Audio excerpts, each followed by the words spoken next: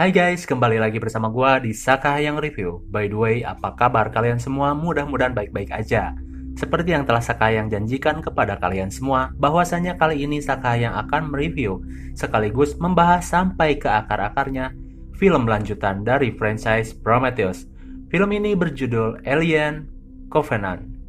Apa yang Dr. Ellie lakukan setelah meninggalkan planet mengerikan di film Prometheus bersama David menggunakan kapal Juggernaut milik Faraday Engineer, serta hubungan 3 film Alien dengan karakter ikonik Ripley.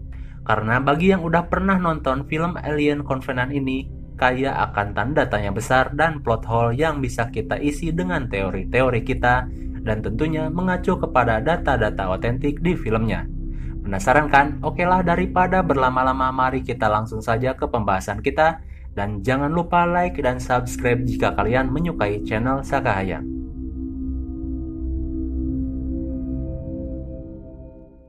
Film ini diawali di beberapa puluh tahun sebelum Prometheus. Diperlihatkan di sini seorang lelaki dan satu android yang kita tahu ini adalah David ketika awal-awal diciptakan oleh Mr. Weyland. Ia sedang dites berbagai macam hal oleh Mr. Weyland, dimulai dari pengetahuan sampai pada alat musik.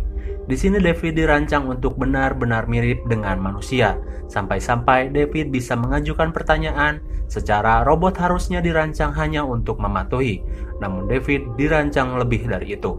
David bertanya, "Jika kau yang menciptakanku, lalu siapa yang menciptakanmu, Mr. Weyland?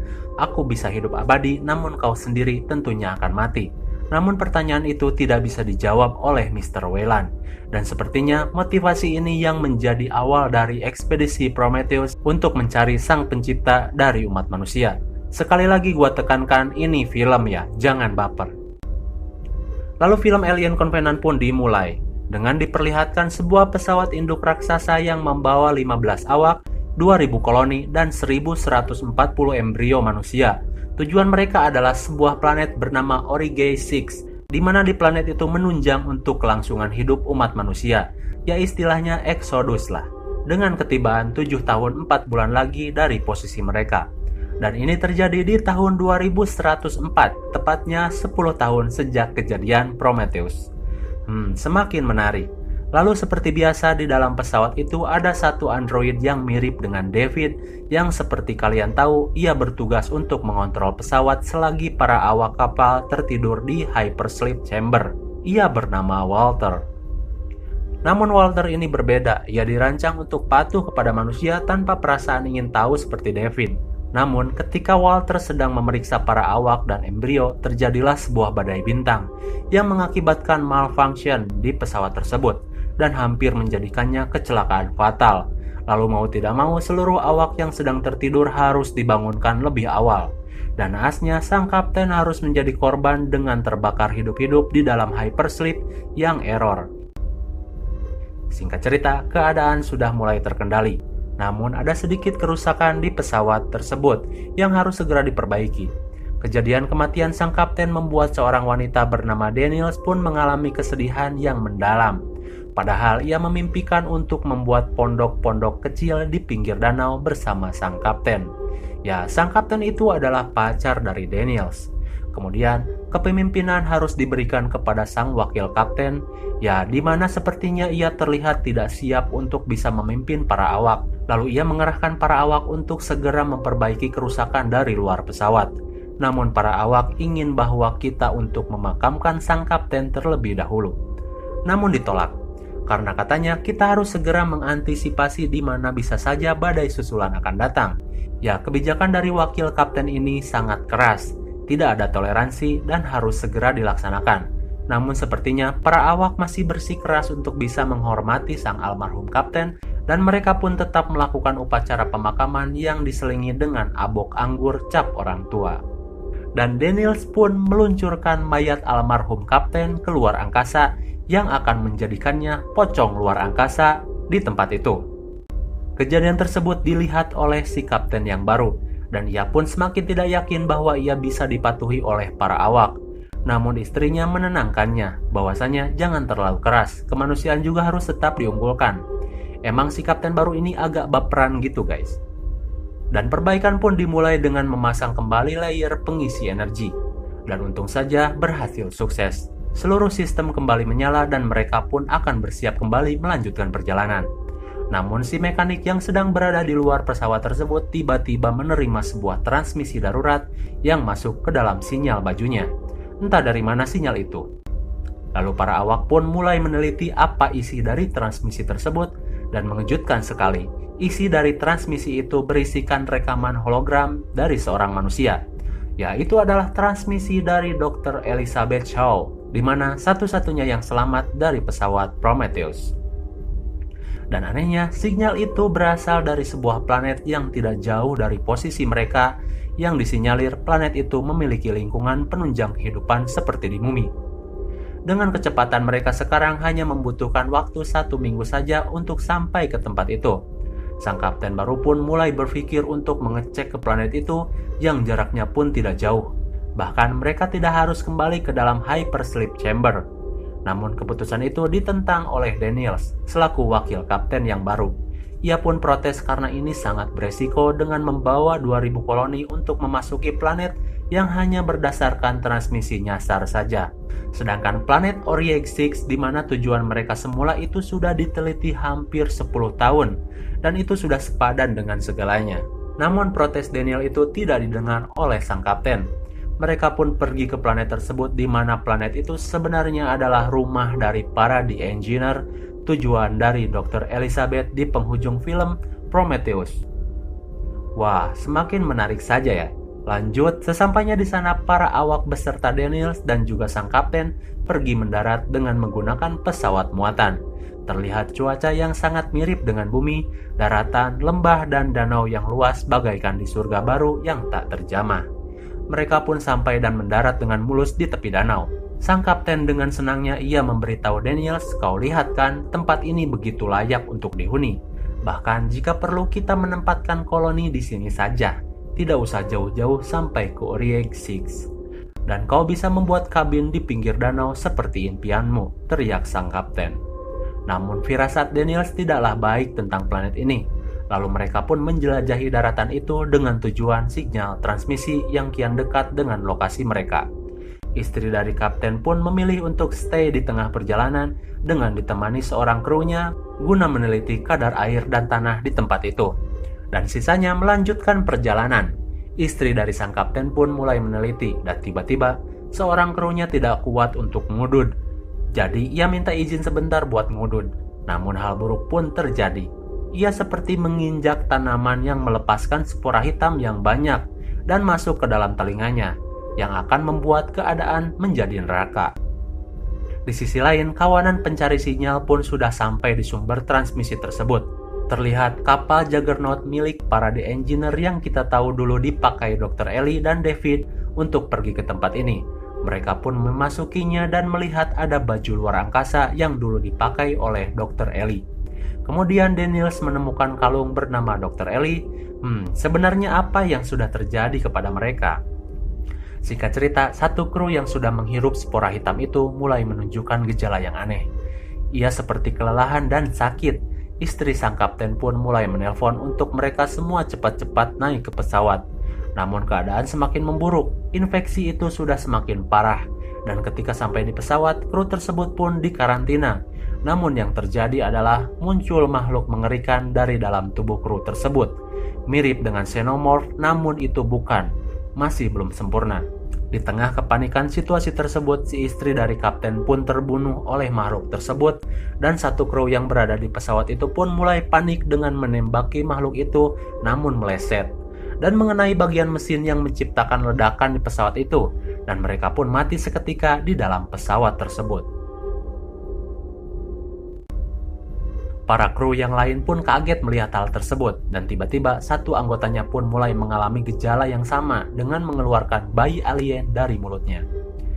Mereka mulai panik dan mulai menghubungi pesawat induk Covenant, namun tidak ada jawaban karena adanya badai di langit. Lantas, beberapa saat kemudian bayi alien itu tiba-tiba menjadi besar dan menyerang mereka dan hampir membunuh Daniels, untung saja diselamatkan Walter. Lalu mereka menembaki alien itu yang sudah semakin besar. Korban pun mulai berjatuhan atas keganasan alien tersebut. Lalu dari kejauhan tiba-tiba terdengar suara tembakan. Ternyata itu adalah tembakan suar cahaya yang membuat makhluk itu kabur dan mereka semua diselamatkan oleh seseorang yang misterius. Mereka semua pun diajak untuk pergi dari tempat itu. Mereka memasuki kota di mana di sana banyak sekali mayat-mayat menghitam. Banyak sekali. Mereka pun keheranan melihat situasi tersebut.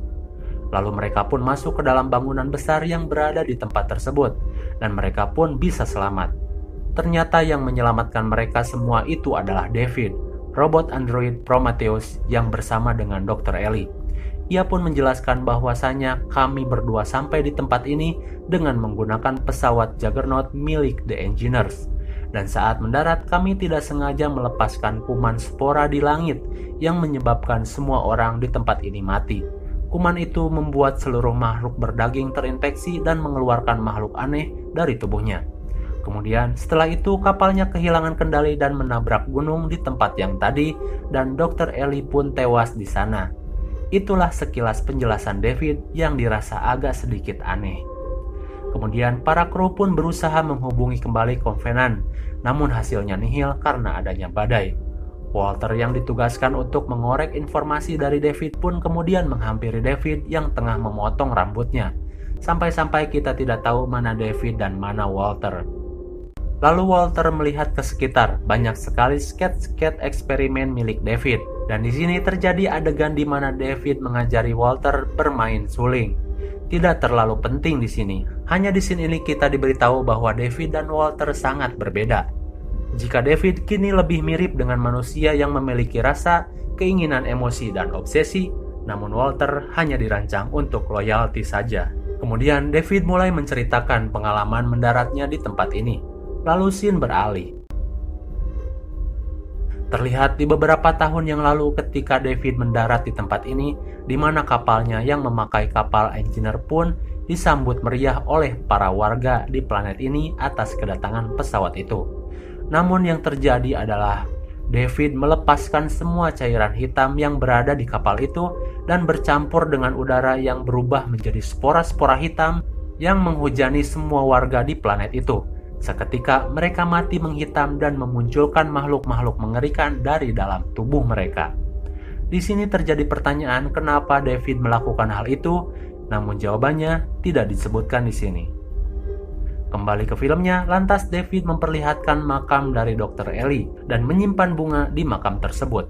Terlihat David sepertinya begitu mencintai Dr. Ellie, dan terlihat air mata di mata David, yang mustahil terjadi kepada seorang android. Walter pun keheranan dengan perbedaan dirinya dan juga David. Singkat cerita, diperlihatkan satu makhluk yang memanjat gedung itu, dan sialnya salah satu anggota kru yang sedang membersihkan diri di kamar mandi pun menjadi korban makhluk tersebut dengan dimakan secara ganas. Lalu datanglah David menghampiri makhluk tersebut yang tengah asik memakan kru cantik tersebut. Namun terlihat perilaku makhluk itu terhadap David sangat berbeda. Cenderung makhluk itu taat kepada David. Namun di belakang David muncul sang kapten. David pun seakan tidak terima dengan kelakuan kapten tersebut. Lantas ia ditanya. Lantas kapten bertanya kepada David, sebenarnya apa yang terjadi di sini atau kau akan kuhancurkan? Lalu dengan cerdas David pun mulai memancing sang kapten untuk mengikutinya. David pun memperlihatkan laboratoriumnya kepada sang kapten. Banyak sekali eksperimen-eksperimen yang David lakukan di sana. Ternyata selama 10 tahun David terus mengembangkan eksperimennya terhadap makhluk-makhluk yang ia teliti. Sampai-sampai ia berhasil menciptakan telur dari berbagai percobaan silang yang ia lakukan selama 10 tahun. Kemudian David menunjukkan hasil karyanya yang berada di bawah tanah kepada sang kapten. Dan bodohnya si kapten ikut saja dengan David tanpa rasa curiga sedikit pun. Ia pun diperlihatkan banyak sekali telur-telur aneh. Dan bagi kalian yang sudah tahu film Alien, pasti kalian tahu tentang makhluk yang disebut facehugger. Facehugger adalah makhluk parasit yang menantikan inang di mana inang tersebut akan menghasilkan makhluk sempurna bernama Perfect Xenomorph. Dan dari sini, karena si kapten tidak tahu menahu soal hal tersebut, ia pun melihat ke dalam telur yang terbuka. Dan muncullah facehugger yang menempel di wajahnya dan memasukkan inang lewat mulut korban. Dan sang kapten pun sukses menjadi inang dari calon Perfect Xenomorph. Lalu di dalam sekaratnya sang kapten bertanya kepada David, "David, apa yang kau percayai?" Dan David menjawab, "I believe the creation," atau penciptaan. Semakin terjawab sudah maksud dari David melakukan semua itu, karena ia ingin menjadi seorang pencipta, bukan hanya sebuah android yang hanya patuh terhadap manusia. Lalu dari tubuh sang kapten pun muncul makhluk mengerikan, itu adalah bayi perfect xenomorph, dengan organ mirip manusia namun dengan rupa yang mengerikan dan jelas mematikan. Di sisi lain, tim komunikasi akhirnya bisa menghubungi Covenant dan mereka akan dijemput segera. Daniels yang menanyakan di mana kaptennya pun menyuruh salah satu krunya untuk mencari di mana mereka. Lalu disinilah hal paling mengejutkan kita akan ketahui. Terlihat Walter yang berjalan masuk ke dalam lab milik David dan menemukan sebuah mayat manusia yang sudah dipreteli, dan itu adalah Dr. Elizabeth Shaw. Gue sendiri shock melihat ini. Ternyata Dr. Ellie tidak mati di kecelakaan, melainkan mati menjadi objek penelitian dari David. Gila bener dah. Udah ditolong juga nih android malah ngebunuh Dr. Ellie. Sedih banget gua liatnya. Padahal Ellie bisa jadi karakter yang good. Kemudian Walter pun menghampiri David dan terjadi perdebatan tentang kepercayaan yang dipilih satu sama lain. David menjelaskan yang intinya David ingin menjadi dewa pencipta, ia ingin menciptakan kehidupan atas rancangannya. Dan ini menjelaskan si robot kampret yang selalu melakukan percobaan kepada manusia bahkan sejak ia berada di pesawat Prometheus. Walter yang tidak setuju dengan David pun kemudian ditusuk dan koslet. Untung saja Walter lebih canggih dengan bisa menyembuhkan kerusakannya sendiri. Di sisi lain, Daniels yang sedang mencari sang kapten pun tidak sengaja menemukan sketsa percobaan David. Dan di sana ia menemukan sketsa Dr. Ellie yang dipermak sedemikian rupa. Ia pun kaget dan hal itu diketahui David. Daniels bertanya, "Dr. Ellie tidak mati di kecelakaan kan? Lalu apa yang kau perbuat terhadapnya?" Lantas David menjawab, "Sama seperti yang akan kulakukan kepadamu sekarang." Lalu Daniels pun dilumpuhkan David dan untung saja ditolong Walter. Walter pun bertarung dengan David dan Daniels bersama kru yang tersisa, tepatnya hanya 2 orang saja, langsung berlari keluar menghindari kejaran perfect xenomorph yang sudah menjadi besar dalam waktu singkat. Walter yang bertarung dengan David pun dirasa akan menang melawan David, hingga pada suatu kejadian ketika Walter memegang batu dan David memegang pisau, David pun berkata, "Ini keputusanmu, apa kau ingin menjadi pelayan di surga atau kau ingin menjadi raja di neraka?" Namun scene tidak kembali diperlihatkan siapa yang menang, sungguh sangat membingungkan. Lalu terlihat pesawat jemputan pun datang dan mereka bergegas naik ke pesawat itu, disusul dengan Walter sepertinya. Lalu dari belakang muncullah makhluk mengerikan xenomorph itu datang dan mengejar mereka, dan ikut naik ke pesawat itu. Daniels pun memberanikan diri untuk melawan alien tersebut dan untung saja alien itu berhasil dikalahkan dengan mesin penjepit yang dilakukan oleh Daniels.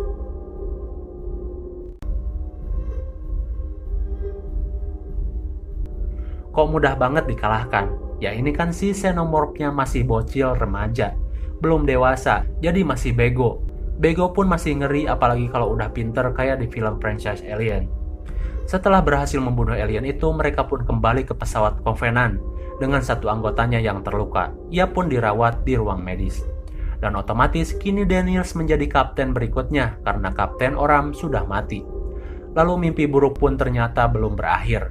Ketika mereka beristirahat, muncullah sosok misterius yang berada di pesawat mereka. Ternyata itu adalah xenomorph yang lain yang muncul dari tubuh krunya yang ditinggal di ruang medis. Ternyata ia sudah terinfeksi ketika berada di planet tadi. Daniels bersama rekannya pun berusaha membunuh alien itu dan naasnya 2 kru yang tersisa yang sedang asik mabar alias mandi bareng pun menjadi korban xenomorph. Atas kecakapan Daniels yang menyuruh Walter untuk menutup semua pintu dan mengarahkan makhluk itu ke ruang kendaraan, dan di sana mereka merencanakan membuang makhluk itu keluar angkasa. Dan pertarungan terakhir pun terjadi. Dengan susah payah ia memancing xenomorph itu untuk masuk ke mobil untuk dilempar keluar angkasa. Dan akhirnya makhluk itu berhasil dilempar dengan hampir mengorbankan hidup Daniels. Dan situasi pun mulai terkendali. Singkat cerita, tujuan untuk pergi ke planet Oryeg 6 pun akan kembali dilakukan.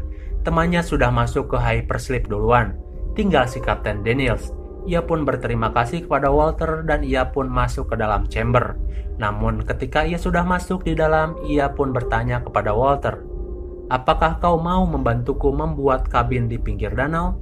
Namun Walter tidak bisa menjawabnya dan terkesan kebingungan. Ternyata itu bukan Walter, melainkan itu adalah David. Oh my god, pantas saja ia tidak tahu soal kabin di danau. Daniels yang sudah terlanjur masuk ke dalam chamber pun tertidur, dan David dengan leluasa mengambil alih pesawat dengan 2000 koloni yang berada di pesawat itu. Lalu ia pun meletakkan embrio facehugger ke dalam lemari pendingin yang kita tahu itu cukup untuk membuat bibit xenomorph. Dan ribuan koloni yang berada di tempat itu menjadi santapan empuk untuk David. Kemudian David memainkan sebuah musik Valhalla di mana musik itu menggambarkan dewa yang naik tahta. Pesawat itu pun meluncur menuju Oryx 6 dan film pun berakhir.